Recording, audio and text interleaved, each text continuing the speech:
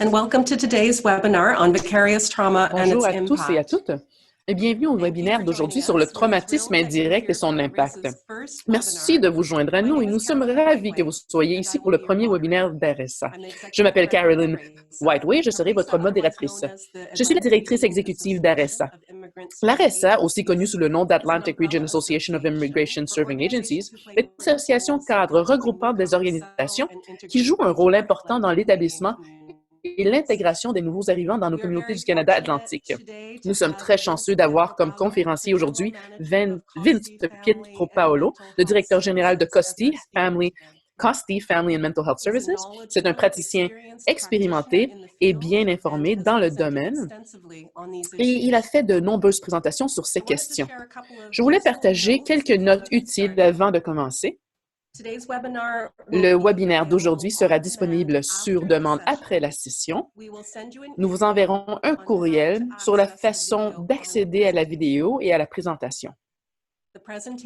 La présentation sera en anglais et vous pouvez accéder à l'interprétation simultanée en français en cliquant sur l'icône d'interprétation au bas de votre écran. Cherchez le drapeau français. Donc, regardez au bas de votre écran. Vous avez également reçu les diapositives en français dans un rappel d'aujourd'hui.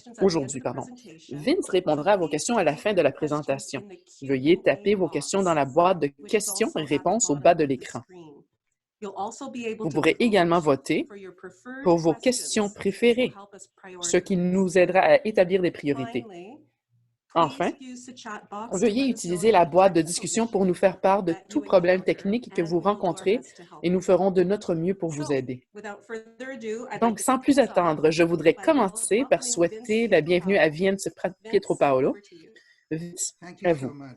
Merci beaucoup et c'est un grand plaisir.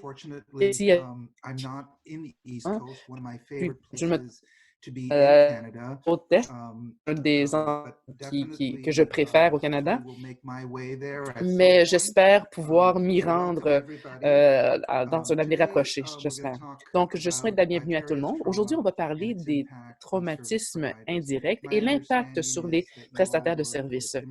Ce que je comprends que vous travaillez avec des populations immigrantes et de réfugiés et vous êtes exposés à tout genre d'histoires et de contenu qui est traumatisant, qui ont des volets, mais qui ont en fait un impact physique et mental sur vous. Donc, je travaille à Costi, comme Caroline a mentionné. Costi est un organisme assez vaste en Ontario et dans les 3 dernières années, on a développé un programme de santé mentale pour les réfugiés. On a des psychiatres et travailleurs sociaux et des médecins de premiers soins et qui traitent différents problèmes qui surviennent auprès de nos réfugiés à Toronto. Donc ici, voici notre ordre du jour. Je voudrais commencer en disant de faire une définition très claire de qu'est-ce qu'est le traumatisme. On va voir différentes définitions du traumatisme. On va définir aussi la fatigue, c'est-à-dire le brûlement professionnel, la fatigue de compassion et puis les traumatismes indirects. Pour s'assurer qu'on est tous à la même page. Donc, on veut bien définir toutes ces choses. Donc, commençons avec le traumatisme. Je voudrais commencer ma présentation aujourd'hui avec une image très puissante et puis, décidément, une image que vous avez peut-être tous vue, mais je voudrais que vous regardiez cette image de la perspective de 2 façons. La première perspective, c'est votre première façon de regarder où vous avez fait l'expérience de différentes émotions, la peur, la crainte, l'apathie, l'anxiété. Et maintenant, pensez, imaginez-vous sur ce bateau. Imaginez ce serait quoi d'être sur ce bateau et d'avoir avoir, disons, un gilet de sauvetage et d'autres n'en ont pas, et puis être au milieu d'un océan. Et voici le traumatisme dont eux font l'expérience. Donc, nous, on a seulement des traumatismes indirects, donc secondaires. Ne fait pas l'expérience de cette expérience d'être sur le bateau, mais seulement par les images ou qu'on s'imagine ce qui s'est passé ou qu'on écoute les témoignages de cette expérience traumatisante et assez significative. Donc, on va penser surtout à la perspective qu'une fois qu'on a entendu le témoignage de cette histoire et qu'on est exposé à ce contenu, comment ça nous affecte psychologiquement et émotivement. Donc, regardons un petit peu c'est quoi le traumatisme.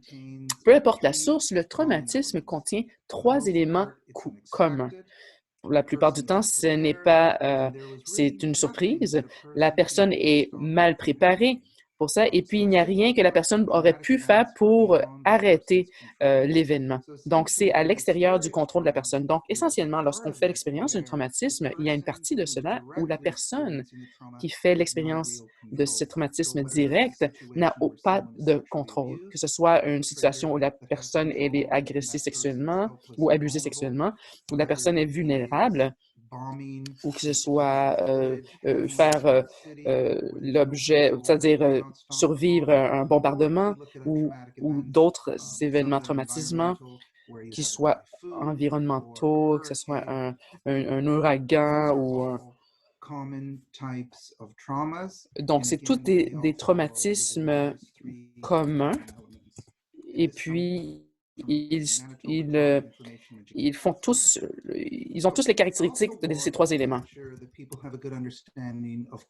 Donc, je voulais aussi expliquer, s'assurer que tout le monde comprend c'est quoi un traumatisme complexe. Donc, c'est un traumatisme répété qui a lieu sur une longue période de temps, d'habitude dans une période de temps particulière, à l'intérieur d'une relation spécifique, et puis aussi dans un environnement spécifique. Donc, un exemple, ce serait qu'il y a des abus sexuels répétés et dans une situation particulière. Donc, on voit dans des traumatismes complexes un effet cumulatif parce que c'est répété. D'habitude, il y a des dommages que la victime subit. Donc, le traitement, ça change le traitement et aussi comment ça affecte l'individu, ça peut affecter les gens différemment. Donc, un événement traumatisant peut avoir lieu une fois, peut être aussi traumatisant et aussi difficile à résoudre psychologiquement que des traumatismes complexes et répétés. Donc maintenant, on va définir c'est quoi and it usually develops after someone has been exposed to a terrifying event. Donc, on va parler maintenant du stress post-traumatique. Vous connaissez tous cela. Et puis, c'est ce qui arrive, ça se développe après qu'une personne a été exposée à un événement terrifiant. Et puis, une difficulté avec des dommages physiques intenses ou elle a été très menacée. Donc, ceux qui souffrent de ce syndrome sont... Donc, ça pourrait être aussi un résultat d'une relation, soit il y aura des problèmes psychologiques. Donc, ceux qui souffrent de ce syndrome ont des pensées qui sont des pensées anxieuses et qui persistent et des souvenirs de cette difficulté, de cet événement. Donc, d'habitude, on a plusieurs caractéristiques de cela. La première, c'est que c'est un événement qui se répète dans l'esprit. Donc, une personne va subir des cauchemars ou bien des visions de ce qui s'est passé ou bien des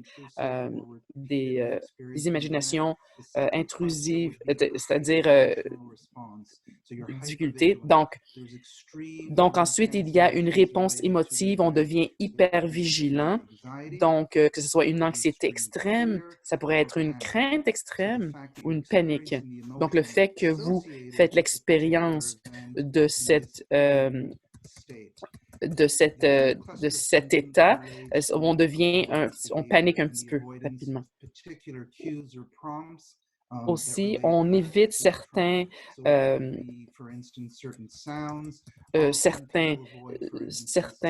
disons, des choses qui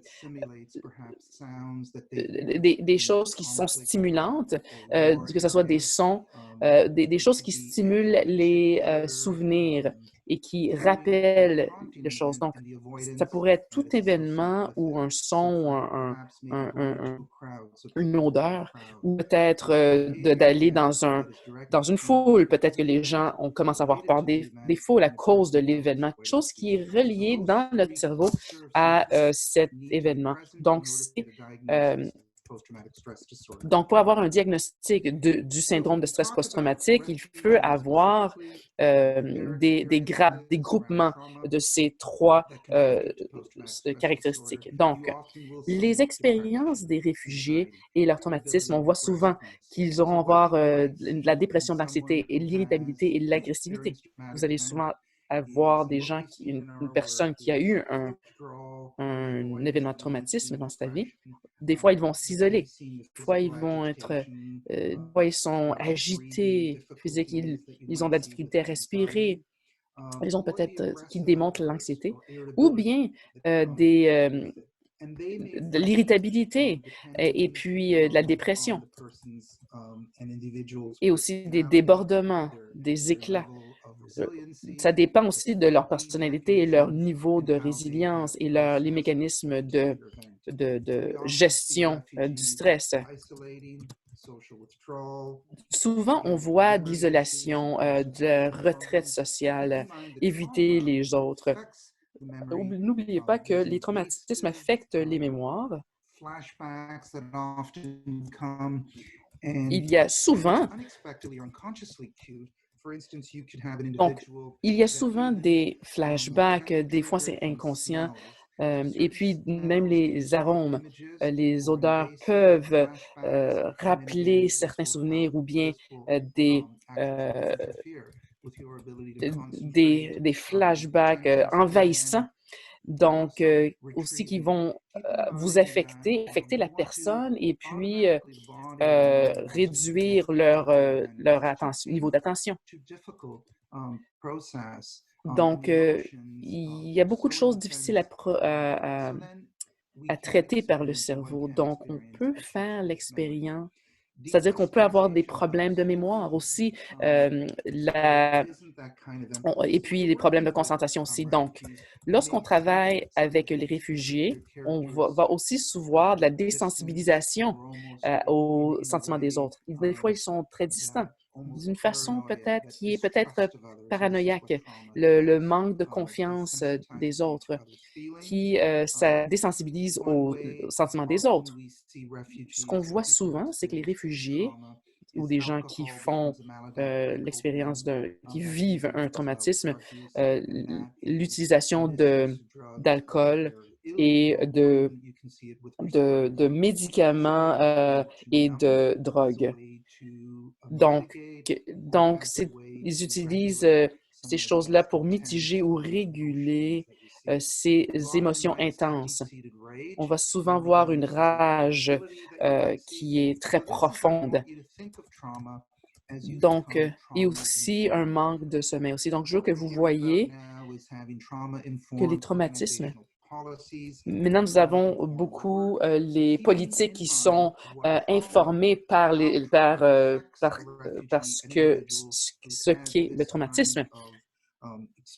Donc, pour une personne qui a été exposée à des traumatismes, ils vont démontrer ces comportements. Lorsqu'on comprend les comportements, on peut mieux tisser des liens relationnels avec eux. Et puis, donc le dernier point en bas, c'est le manque de sommeil. C'est très difficile souvent. Donc, les cauchemars réveillent les gens, une anxiété sévère, les gens ont de la difficulté à dormir et puis ils sont agités. Donc, si on est déprimé, bien sûr, le sommeil en souffre. Donc, voici des symptômes des gens qui souffrent du syndrome de stress post-traumatique. Donc, nous allons parler un petit peu en plus en détail de chacun des symptômes. On va les grouper dans différentes catégories. Voici la première catégorie. C'est la réponse, ça serait de combat. OK.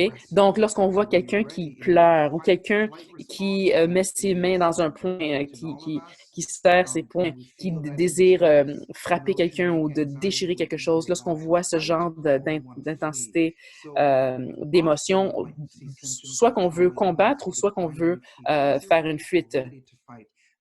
Lorsqu'on voit ce que vous voyez ici, ça c'est l'irritabilité que vous voyez, c'est quelqu'un qui veut combattre au lieu de fuir. Il veut essayer de faire des bruits avec les pieds ou bien des sentiments de rage, de colère, des émotions suicidaires et il faut toujours vérifier aussi des sentiments d'homicide. Donc, des fois, lorsque quelqu'un a des pensées suicidaires, ça pourrait changer et puis s'extérioriser envers quelqu'un d'autre et puis devenir des sentiments meurtriers. Donc, lorsqu'on a un professionnel de santé, lorsqu'on voit qu'il y a des sentiments suicidaires, la personne, le professionnel va demander est-ce que vous avez des désirs pour faire mal à quelqu'un d'autre aussi. Ensuite, aussi, les problèmes d'estomac, de stress, l'estomac noué, par exemple. Aussi, une autre série de symptômes, c'est la personne a plus tendance à fuir. Donc, lorsqu'on parle des jambes qui sont sans repos, de l'anxiété, un endurcissement des jambes, des gros yeux, une respiration qui n'est pas très profonde, un mouvement des jambes et de pieds. Et aussi, la personne où elle est tense, elle se sent n'est pas libre, elle se sent piégée. Et puis, veut passer d'une activité à l'autre, et puis elle fait énormément d'exercices, même à l'excès, donc d'une façon pour traiter ses émotions intenses. Aussi, un autre symptôme, donc nous avons combat, la façon de faire face à ces sentiments, c'est le combat, la fuite, ou le gel, ou comment dire, être paralysé, bloqué, figé. Donc, ce serait, on reste un figement dans une partie du corps, par exemple, on ressent du froid ou de l'engourdissement, un visage ou de la peau qui est très pâle, un sentiment un sentiment de rigidité et de lourdeur. Donc, ça, c'est lentement les symptômes et les comportements que le professionnel de santé va devoir prendre en compte. Donc, l'impact des traumatismes sur les autres, donc sur les familles et les amis. Dans un individu, on voit souvent cela. Lorsque la personne vient à la maison, elle a de la difficulté avec les difficultés du partenaire avec les enfants. Donc, cet événement traumatisant peut avoir un impact sur ceux qui sont proches. Donc, les membres de famille. Ça peut aussi avoir un impact sur les relations. Donc, certains des comportements et les émotions, on peut voir comment il y a une incidence sur les relations, sur le développement des relations, que ce soit dans des situations de travail ou en famille ou dans d'autres situations sociales.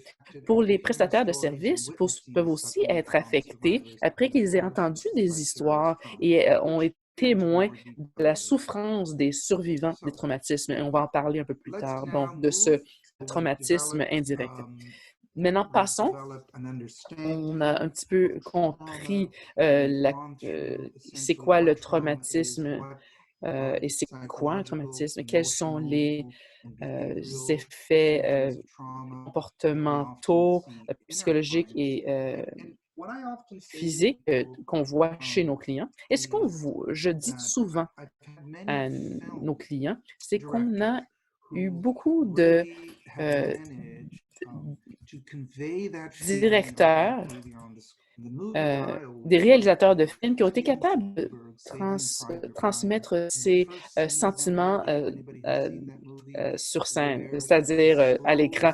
Donc, que ce soit Saving Private Ryan comme film ou d'autres. Donc, il y a beaucoup d'action, même si on ralentit ce qui se passe à l'écran où il y a beaucoup d'activités. On voit des bombardements et on voit des bruits. Donc, ça, c'est le sentiment qui est vécu par les victimes. Donc, c'est donc, si quelqu'un peut regarder le film Saving Private Ryan, vous allez voir que ça a été très bien représenté pour le spectateur, quels sont les sentiments de dissociation que la victime d'un traumatisme peut éprouver. Donc, parlons maintenant du stress en milieu de travail. Donc, il y a toujours des problèmes au travail et puis il peut toujours avoir la crainte d'être congédié ou de perdre son emploi à cause des problèmes budgétaires, par exemple. Donc, c'est une expérience quotidienne de stress. Aussi, d'atteindre des attentes qui sont toujours croissante. Et puis, il n'y a pas nécessairement de satisfaction de travail et pas d'amélioration ou d'augmentation de satisfaction du travail. Et aussi, on voudrait avoir d'être validé pour une contribution au travail. Des fois, on ne valide pas notre travail, on ne nous félicite pas. Et aussi, on peut peut-être avoir des clients difficiles et aussi il peut y avoir de l'intimidation aussi, surtout dans des environnements communautaires où on a des besoins complexes et puis le genre de défis qui nous confrontent dans notre travail. Donc, le genre de stress, il pourrait avoir donc, c'est l'épuisement professionnel, bien sûr. Donc vous allez souvent voir cela.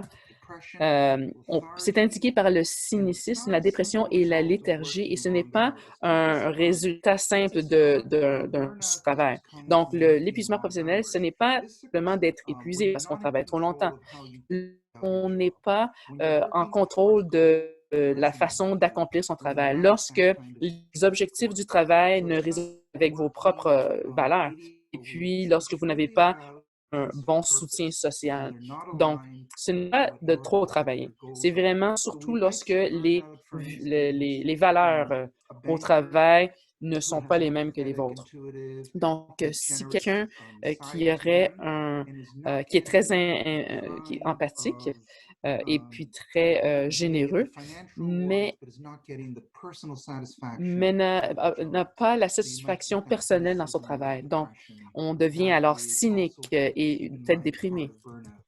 Ça fait partie du brûlement, de l'épuisement professionnel.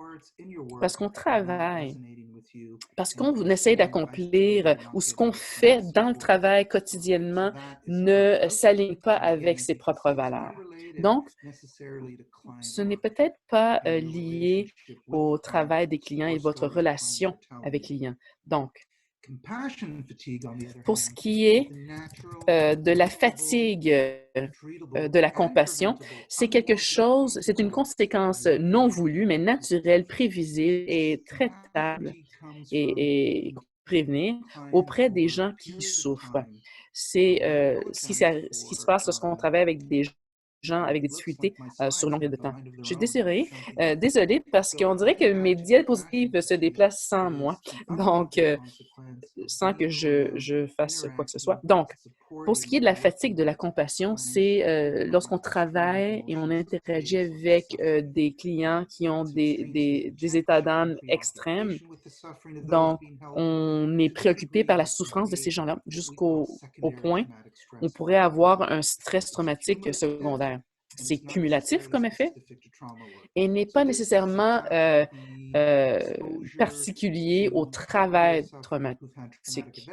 Donc, là, c'est lorsqu'on travaille avec des gens qui ont éprouvé des traumatismes, par exemple, qui sont affligés par un genre de invalidité physique ou bien une maladie mentale ou physique qui n'est pas liée au traumatisme, mais qui est peut-être schizophrène ou bipolaire et qui a un état de souffrance émotive, pardon. Donc, au cours après un certain temps, la personne qui travaille avec ce genre de personnes commence à vraiment être alourdie par les fardeaux. Donc, c'est à cause de la nature de leurs conditions et de l'état, mais aussi lorsqu'on travaille avec quelqu'un qui souffre de pauvreté extrême. Donc, c'est la fatigue de la compassion qui est un peu différente de l'épuisement professionnel qui est plus lié aux objectifs et aux valeurs, mais ceci, c'est plutôt un effet cumulatif du travail auprès de qui souffrent beaucoup. Et puis, pour ce qui est le traumatisme indirect, c'est l'effet transformatif, c'est le mot-clé, cumulatif sur l'aidant lorsqu'il travaille avec des survivants de traumatisme. Donc, les effets peuvent être positifs et négatifs. D'habitude, on parle des effets négatifs, mais certains des effets positifs de travailler avec des gens qui ont vécu des traumatismes, c'est qu'on devient plus résilient nous-mêmes, on devient plus fort. Bon. Mais l'exposition répétée à des traumatismes peuvent affecter son propre sentiment de sécurité, de confiance et de contrôle, selon Newell et McNeil. Donc, pensez à cela en termes de l'incidence sur votre compréhension, votre carte du monde ou votre compréhension de votre vision du monde. Lorsqu'on parle de la transformation, comment vous ressentez les choses et à quoi vous pensez, vous commencez maintenant à penser à votre propre sécurité personnelle, votre confiance et votre niveau de contrôle. Donc, lorsqu'on parle de traumatisme indirect, c'est comme ça que ça se diffère de l'épuisement professionnel et de la fatigue de la compassion. C'est qu'on commence à penser à soi-même. Lorsqu'on parle des trois, ils sont très, très différents. L'un n'amène pas à l'autre. Les trois sont très, très différents et les trois ont un impact sur les prestataires de services d'une manière différente. Donc, qui a le risque de développer le traumatisme indirect? Donc, il y a ceux qui ont plusieurs situations, plusieurs expositions à des situations différentes, que ce soit que vous avez accès à ce genre de récits ou que vous travaillez avec différentes situations difficiles quotidiennement, c'est sûr qu'il y aura un impact plus grand qu'avec une personne qui a ce genre d'exposition une fois par 3 mois. On parle ce genre de facteur de risque. Aussi, on parle de vulnérabilité personnelle. Qu'est-ce que ça veut dire? C'est-à-dire, quelle est votre personnalité? À quel point vous êtes résilient? Quelle est votre capacité de surmonter les difficultés. Vous allez souvent voir que les gens répondent différemment à différentes circonstances, basées sur leurs propres forces et leur propre expérience, leurs conditions de travail. Quelles sont vos conditions de travail? Est-ce que vous êtes en sécurité? Est-ce que vous avez le temps de faire un rapport? Et puis, est-ce que vous pouvez parler avec des collègues, parler de vos émotions? Est-ce que quelqu'un a fait, l'expérience d'une perte particulière? Donc, une exposition directe ou indirecte à un traumatisme. Est-ce qu'il y a un problème de système? Est-ce qu'il y a un échec dans le système même, c'est-à-dire une lacune, une faille? Aussi, le contexte socioculturel, aussi lorsqu'on parle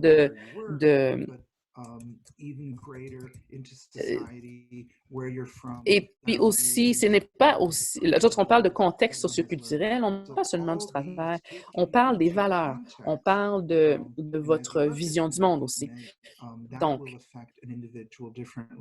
c'est pour ça que les différentes expositions vont avoir différents résultats. Donc, vous avez des fois des soldats qui reviennent du travail, qui ont été exposés à énormément de traumatismes, mais reviennent et c'est comme ils n'ont jamais quitté, ils reviennent au travail, ils reviennent à leur relation.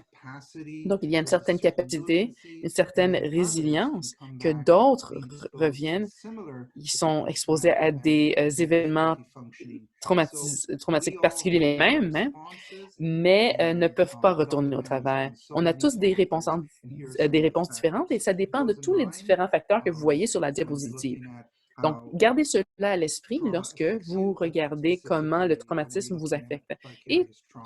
Et surtout lorsqu'on parle de traumatisme indirect. Donc, l'impact du travail auprès des gens qui ont subi du traumatisme sur les travailleurs en fait, prestataires de services. On a tous travaillé avec des clients traumatisés. On veut bâtir un rapport, des relations. On veut être engagé, on veut démontrer de l'empathie, mais on a des émotions négatives. Mais on a aussi des symptômes somatiques, donc c'est comment notre corps répond. Donc, des fois, notre poitrine va s'affaisser. Des fois, on va avoir on va avoir des résultats physiques. On va des fois subir des vertiges. Et puis, ça suit les différentes émotions. Et lorsque vous écoutez les problèmes des autres, vous allez peut-être développer des maux de tête, vous allez peut-être souffrir de choc. Et puis, si vous regardez en haut, il y a des émotions négatives, des réponses somatiques et la détresse, mais avec une bonne façon de composer avec les problèmes, un soutien organisationnel et informel aussi. On va en parler la prochaine webinaire, l'optimisme. La spiritualité est très, très importante parce que c'est le sentiment d'un vivre important, les frontières qu'on bâtit entre nous et les clients, et puis prendre soin de soi-même aussi. Et puis, mais si ça va mal, si vous regardez en bas, vous allez peut-être subir un choc. Vous allez peut-être avoir beaucoup de questions et puis vous allez changer la signification de votre vie. Vous allez commencer à devenir plus... vous allez douter des gens. Vous allez commencer à être plus cynique. Vous allez avoir moins de confiance auprès des autres. Vous allez être moins compatissant. Donc, si nous, on subit un choc, donc on a un traumatisme indirect et puis maintenant, notre vision du monde est un peu différente. On voit que le monde n'est pas sécuritaire, donc on ne fait plus confiance aux gens. Souvent, les gens disent « Ah, ces réfugiés, Ils ne font qu'alimenter leurs symptômes. Ils veulent tout simplement avoir de la sécurité financière et on commence à être soupçonné leurs motifs et on interprète mal leurs symptômes. Donc, comment ça vous affecte quotidiennement? Vous allez prendre vos distances avec vos clients. Donc, souvent, dans les traumatismes indirects, on peut se distancer de nos relations avec nos proches, nos amis, même de vos collègues. Donc, c'est un graphique très complexe, mais qui regarde la trajectoire de la première rencontre avec un client et quel est l'impact des récits que vous entendez. Vous voyez le changement qui se passe. Quels sont les résultats? Donc, pour les visions du monde, ça devient l'imposé. Donc, si votre monde devient non sécuritaire, donc le contraire de cela, c'est une résilience humaine augmentée, une appréciation de la vie. Donc, des fois, tous les traumatismes peuvent avoir des effets positifs et négatifs. Donc, si on réfléchit correctement, on peut augmenter l'importance de la famille et des amis. Donc, personnellement, on peut manquer de compassion, mais aussi, on peut être plus soupçonné, mais à droite, on peut voir plus de compassion, plus de sagesse, plus de compréhension de sa propre valeur. On devenir des meilleurs professionnels. Et puis, dans le quotidien, ça peut aussi changer les choses parce qu'on devient plus activiste socialement, par exemple. On peut devenir des meilleurs parents.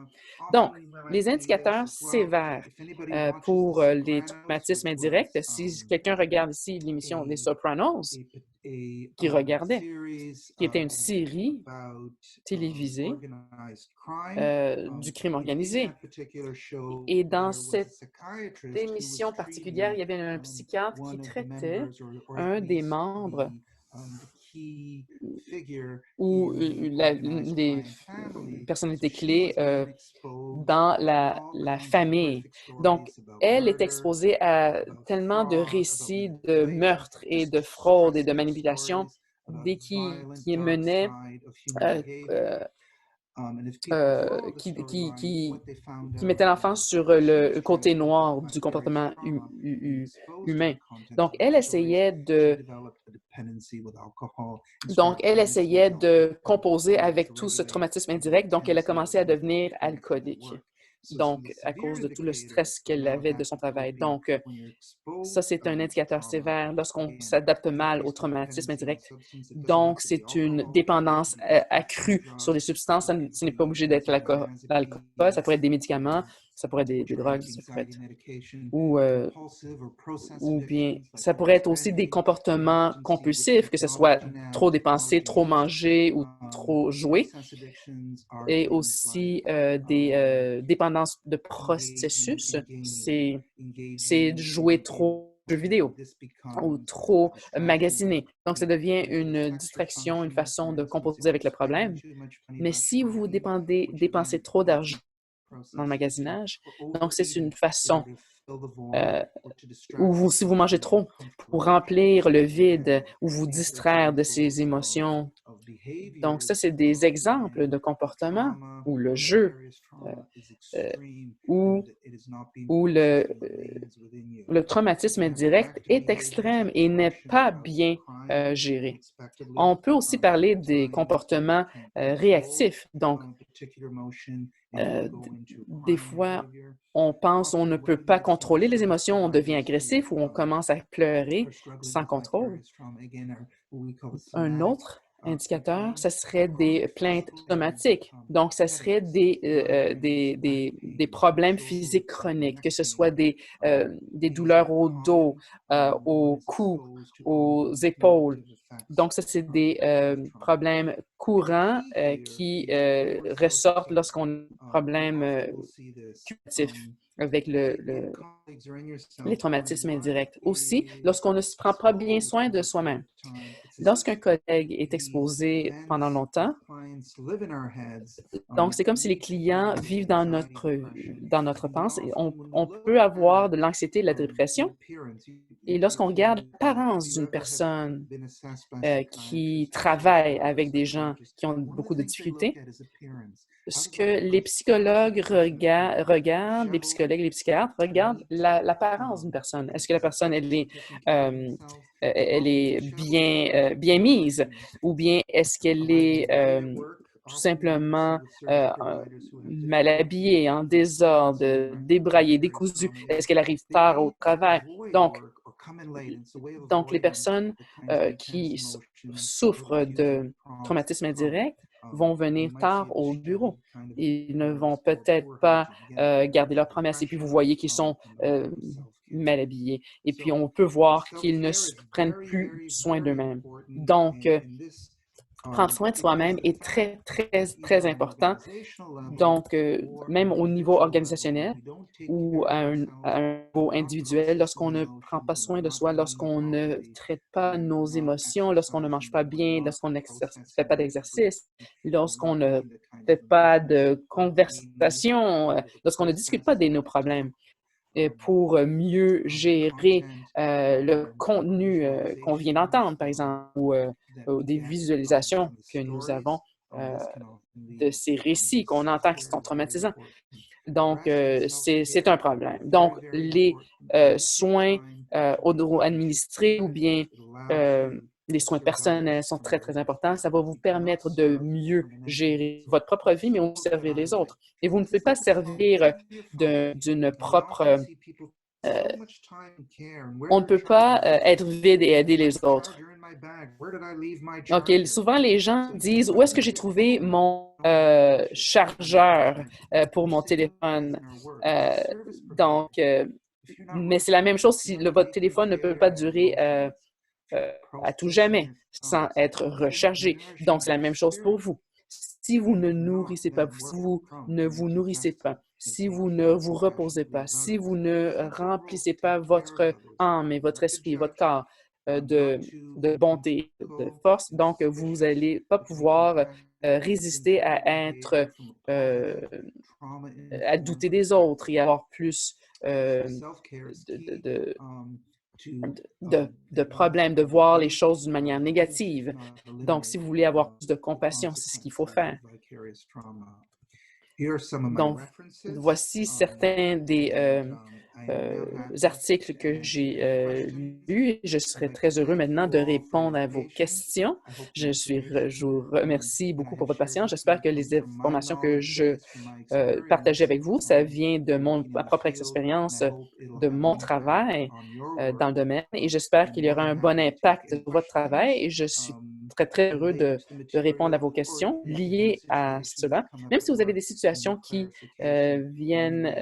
surviennent au travail et vous voudriez avoir un petit peu d'aide pour savoir quoi faire, et je peux utiliser mes connaissances pour mieux illustrer et puis vous aider à débroussailler le tout. Parfait. Merci beaucoup, Vince. Ce fut une présentation riche, certainement. Nous allons maintenant prendre 15 minutes pour les questions. Donc, je veux tout simplement vous rappeler, n'oubliez pas de taper vos questions dans la boîte de questions et réponses en bas de l'écran. Donc, on vous invite à taper vos questions dans cette boîte.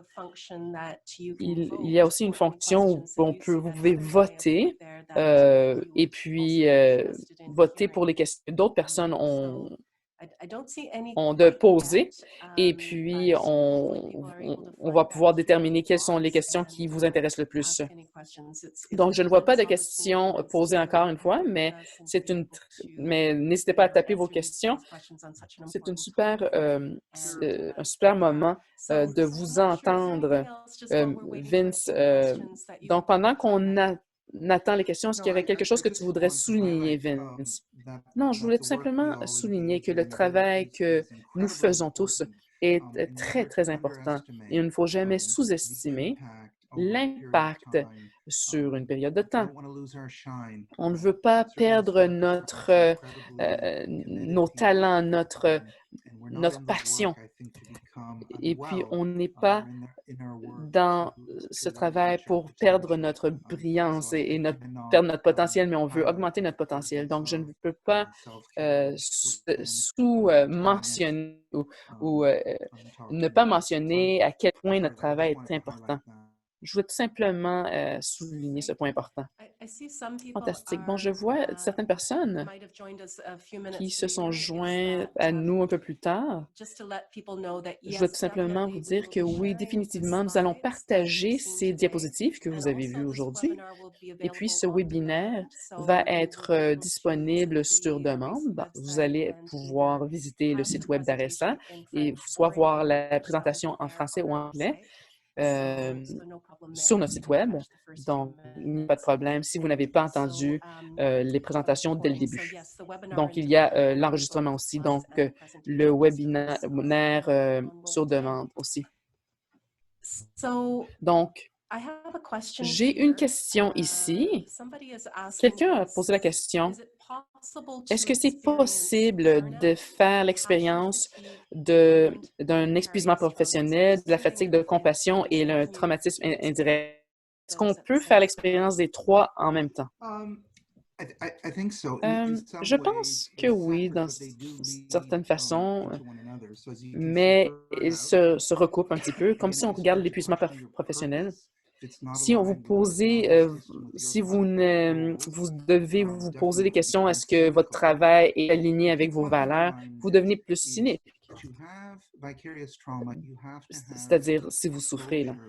Mais pour avoir un traumatisme indirect, vous devez être exposé à des clients qui communiquent avec vous des événements traumatisants.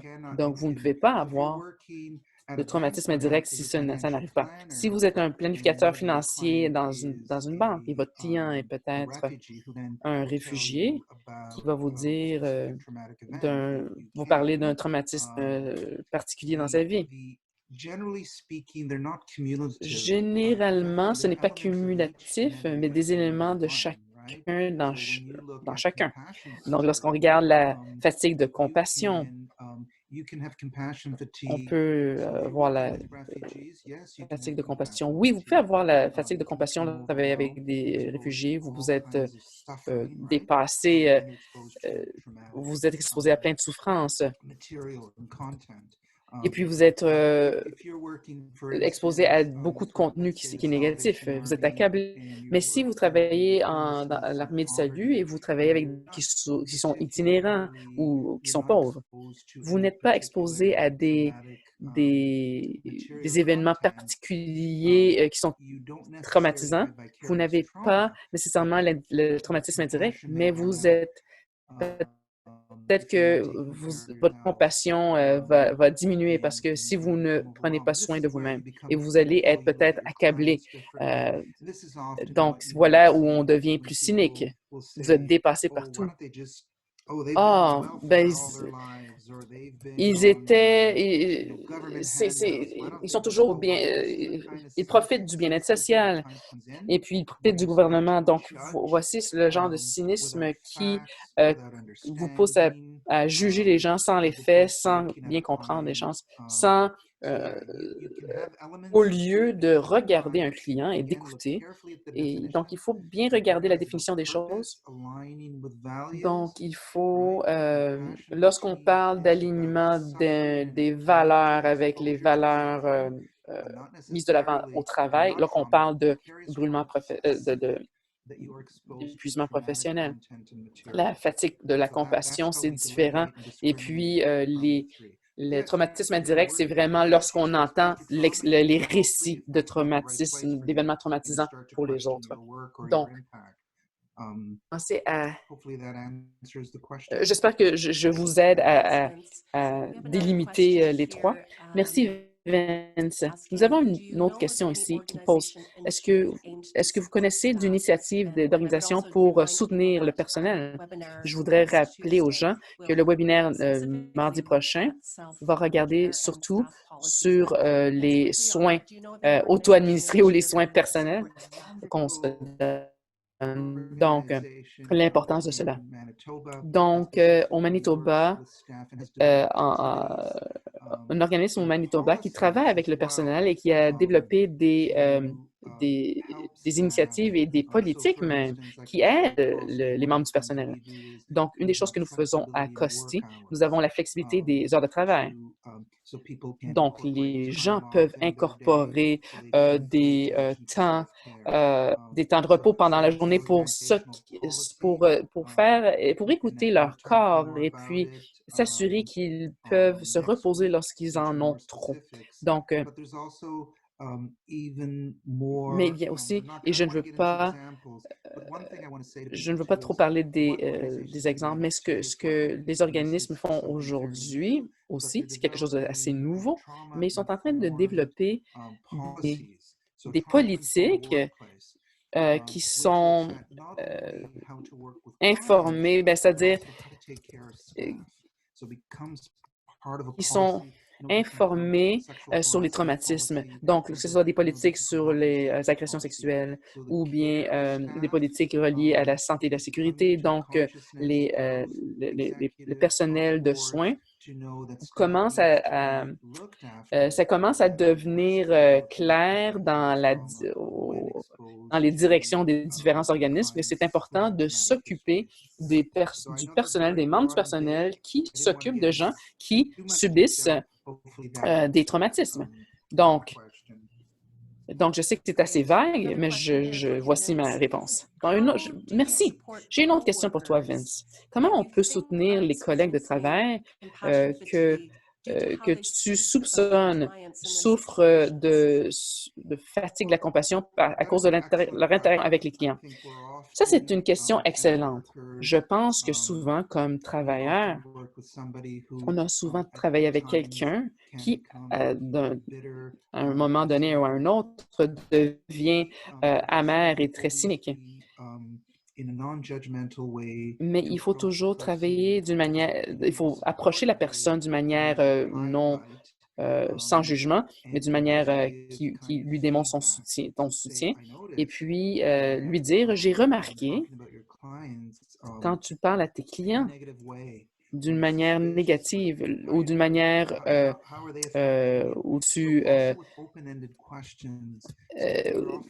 d'une manière où tu parles d'une manière suspecte, où tu exprimes des soupçons. Donc, comment tu te sens?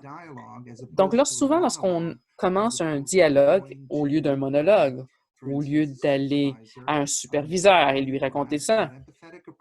Donc, lorsque vous avez une approche empathique, vous voulez que la personne identifie elle-même que son propre cynisme, son négativisme, et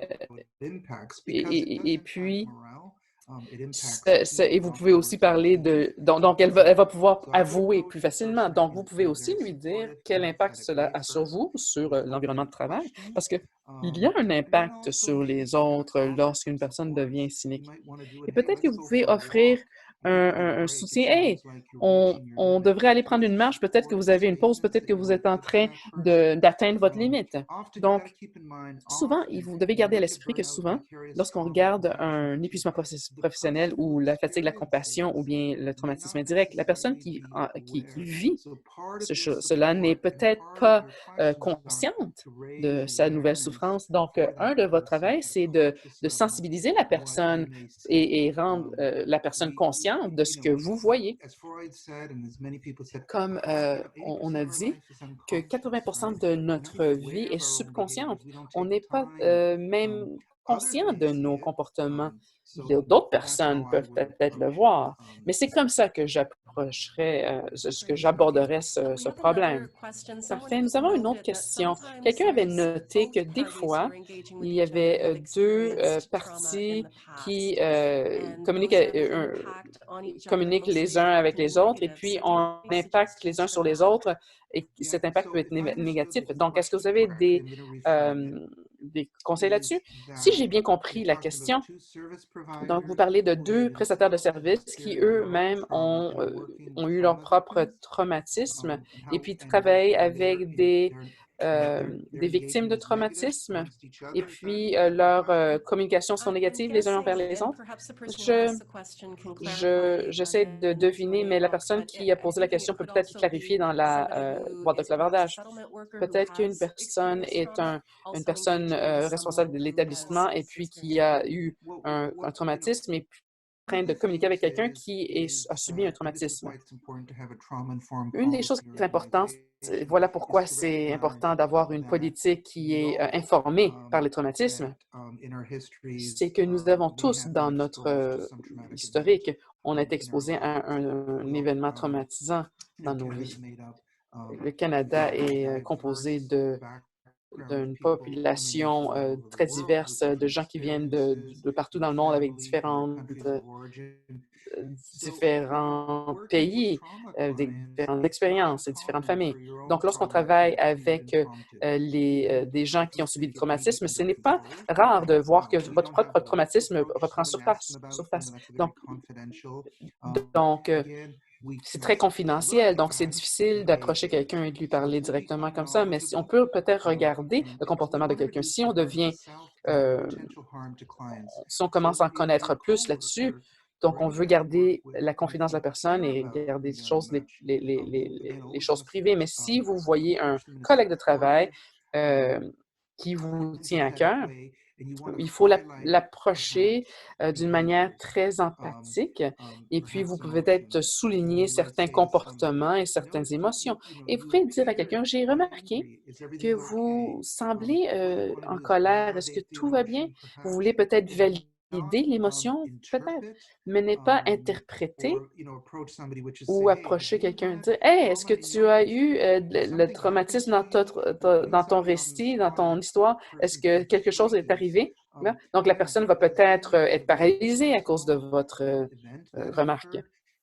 Donc, est-ce que vous aviez un événement traumatisant dans votre vie? Donc, il faut vraiment un environnement qui démontre un soutien, une compréhension, une acceptation. Donc, si vous êtes un superviseur, j'ai remarqué que si vous êtes un superviseur et j'ai remarqué que vous rentrez au travail tard et c'est un nouveau comportement que j'ai vu, est-ce que vous voulez en parler? Est-ce qu'il y a quelque chose par rapport à ça que je devrais savoir? Est-ce qu'il y a une façon que je pourrais vous aider pour ouvrir un dialogue de compréhension? Et ça, c'est la clé. On ne veut pas être invasif, mais pour créer un environnement sécuritaire. Donc, le traumatisme indirect a un impact. Donc, la personne ressent peut-être des soupçons, elle est peut-être plus cynique par rapport au monde, peut-être qu'elle fait moins confiance aux autres. Alors maintenant, ressortir quelque chose dans sa propre vie, ça va peut-être la rendre très fâchée. Donc, il faut vraiment y aller délicatement et puis garder ça à l'esprit. Donc, ne pas faire... donc, j'espère que ça a répondu à votre question. Oui, je pense qu'on a le temps pour une dernière question. Je vais choisir une question, d'une personne qui n'a pas posé de question plus tôt. Donc, ça vient de quelqu'un qui travaille chez iSense. Et puis, donc, ils ont une équipe d'intervention des crises iSense. Donc, si j'ai un client dans mon bureau pour le counseling de langage et quelque chose arrive où je pense que je devrais les diriger vers mes collègues, quelle est la meilleure façon de présenter ce désir de les référer à quelqu'un d'autre à mon client? Encore une fois, là, donc, J'ai remarqué, vous pouvez dire à la personne, j'ai remarqué que vous avez un visage triste, que vous bougotez beaucoup. C'est c'est facile de dire quelque chose si quelqu'un dit ouvertement, donc je suis dans une relation abusive, vous pouvez facilement lui dire, on a de l'aide à vous donner, voici quelqu'un qui peut vous aider, on a des ressources, et tout et tout. Mais si quelqu'un ne parle pas directement, mais vous observez quelque chose, je pense que c'est important de faire vos commentaires. Voici des observations. Je voulais tout simplement vérifier auprès de vous et s'assurer que tout va bien de votre côté. Et voici des ressources disponibles. Et je suis aussi quelqu'un qui peut faciliter une référence et je veux vous aider parce que je suis une personne qui fait des observations et j'ai des préoccupations et vous allez aider la personne à ne pas se mettre sur la défensive. Donc, en lui posant des questions, vous permettez à la personne de vous raconter son histoire et lui dire où ils en sont. Et ce que vous faites ainsi, c'est de bâtir de la confiance. Donc, même si vous n'avez pas l'occasion, donc même si la personne refuse d'avoir une référence ou d'être dirigée ailleurs, donc il ne parle pas, vous avez quand même bâti un peu plus de confiance. Donc lorsque la situation de santé et un événement va s'empirer, un autre événement va survenir qui est plus sérieux. Donc, peut-être qu'ils vont communiquer avec vous parce que vous avez déjà établi un certain niveau de confiance. Donc, merci beaucoup. Je pense qu'on a répondu à certaines questions, mais il y a certaines questions qu'on n'a pas répondu, auxquelles on n'a pas répondu. C'est des questions excellentes. Malheureusement, on a presque terminer notre séance. Donc, on va essayer de répondre à ces dernières questions par courriel, par écrit. Donc, je voudrais rappeler à tout le monde que la partie de cette série va avoir lieu mardi prochain. Donc, on va parler des politiques sur les soins du personnel. Donc, n'oubliez pas de vous inscrire. On va vous envoyer un lien par courriel. Merci beaucoup d'avoir été présent aujourd'hui avec nous. Merci beaucoup à notre conférencier Vince Pietro Paolo et on va vous voir la prochaine fois. Donc, merci beaucoup, Caroline, et merci à tous les participants d'avoir partagé et pour toutes ces belles questions et m'avoir permis de vous donner des réponses. Et merci beaucoup pour votre travail de modératrice. Merci.